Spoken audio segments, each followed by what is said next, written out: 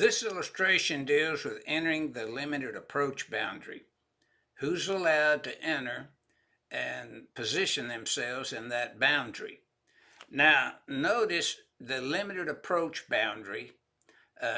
is in this area here, kind of a safe approach distance,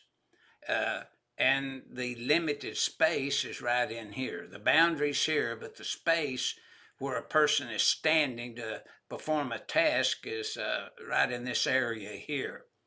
And again, for more information on boundaries, always see the Annex C in 70E and the Annex C .1.1 and C.2.2 on page 60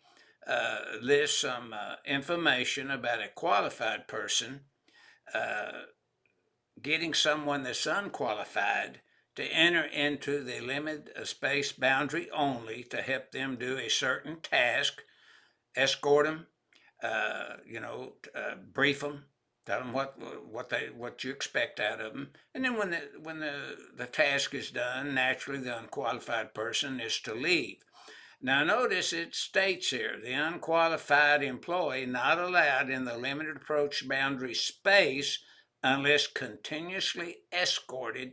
per 70E 130.4F3. Now notice alarm requirements and so forth, see 130.4F2 as well as 130.7E on pages 25 and 38 where you could pick this information up. Now, the purpose of change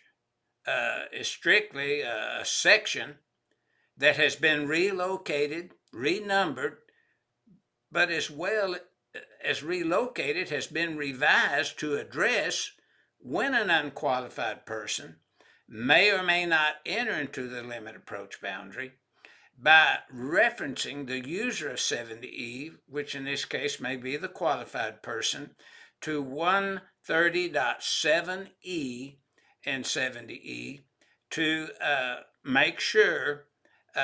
what the requirements are when a qualified person wants an unqualified person to enter into the limited approach boundary to help that qualified person perform a certain task.